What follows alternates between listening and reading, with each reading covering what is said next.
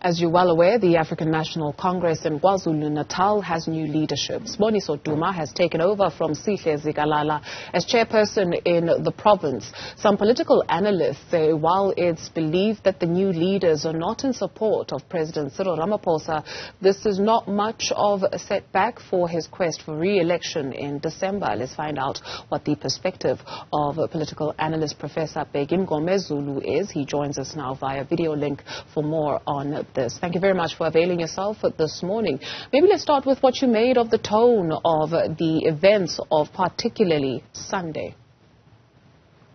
No, thank you very much, my sister. First of all, let us congratulate the ANC leadership in KwaZulu-Natal for organizing a conference that was so successful. Although, of course, we cannot downplay the fact that the song Wenzeni Zuma, What Has Zuma Done, it dominated the entire 3 days. But after all is said and done, the reality of the matter is the conference went smoothly, and then the top 5 emerged victorious, and then that is something to be applauded. As for the tone, I would say that, at a glance, I would say that people are happy by the fact that the transition from the Sihle Zikalala administration to the current one was a smooth one.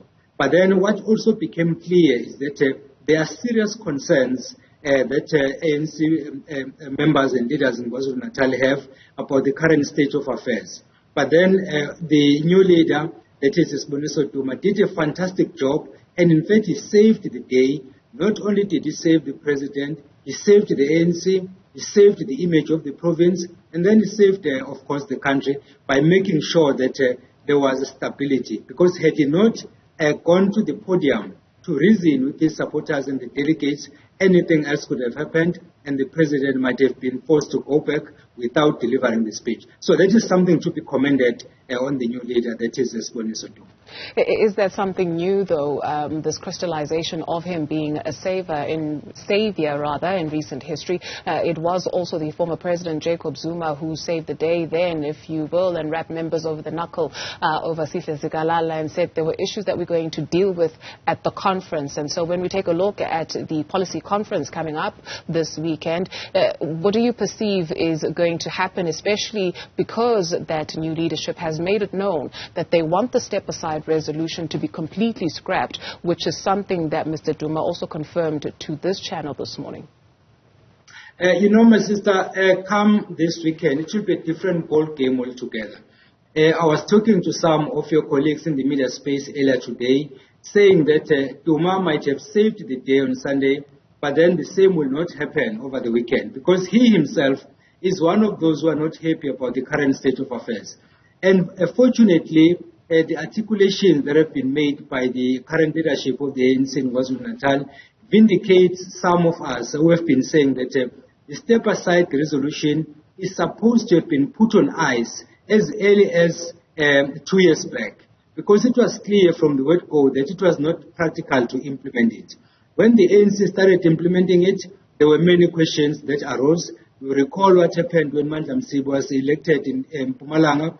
You recall what happened when Mngomezulu was elected at the regional conference of the ANC in eThekwini. Soon thereafter, the NEC of the ANC, in a way, admitted that there were problems.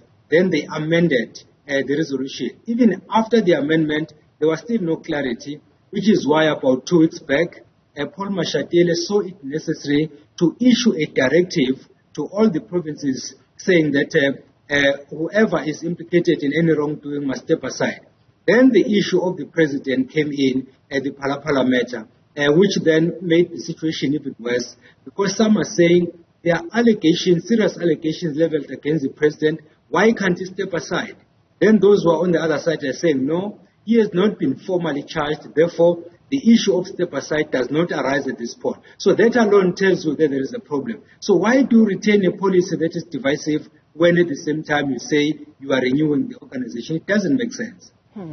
This play that you were telling us of that features heroes and villains of old and some new, some have very well argued that it will not end well for the African National Congress, especially when we take a look at the road ahead to 2024, when South Africans take to the polls, saying that they will be heavily punished because there's been a perception that has been created that is about the party and not about the people of South Africa.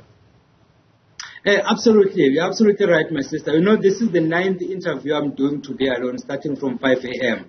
And the same story has arisen in different contexts. The reality of the matter is all political parties have their eyes glued on the 2024 general election. And the ANC is also one of those political parties because currently it is one of the 14 political parties in Parliament, the National Assembly, and then, of course, it is the governing party.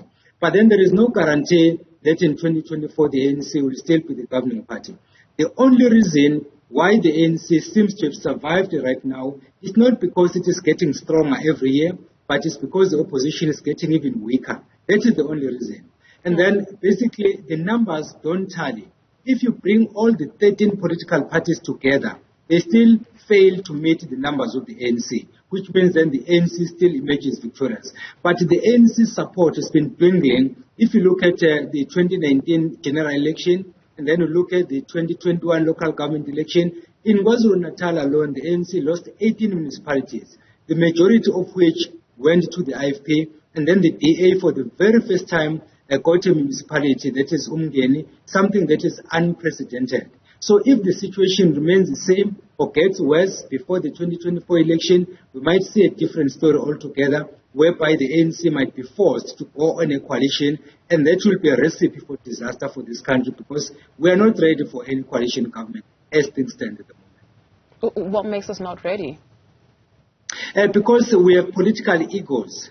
You have one seat. I need that one seat in order to run a municipality, and then you demand a deputy mayor position. I have no choice. I have to give it to you.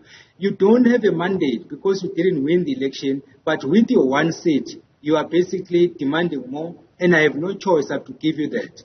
Once I give you that seat, you become a deputy mayor, you then frustrate the process. You find that when their budget votes to be tabled, there are some disruptions. There are people who walk out, who don't form a quorum and all of that. In those municipalities where we have coalition governments, we have seen how bad things are.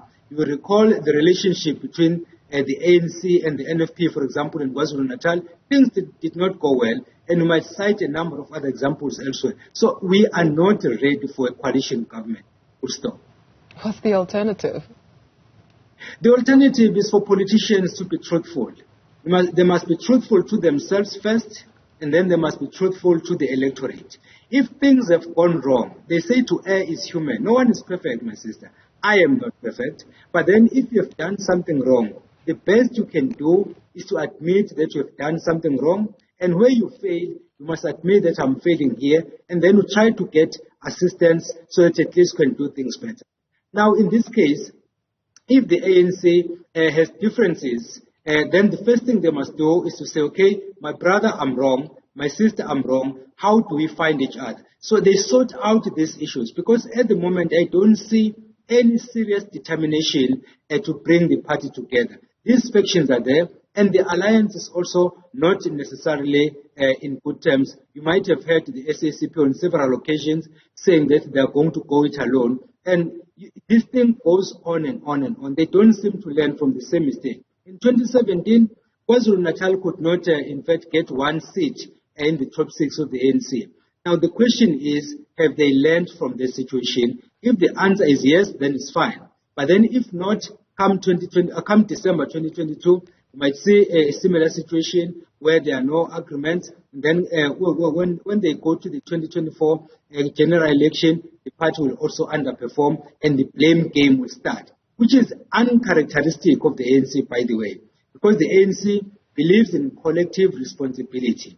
If things have gone wrong, we must say we are all wrong. If things have gone right, we are all right.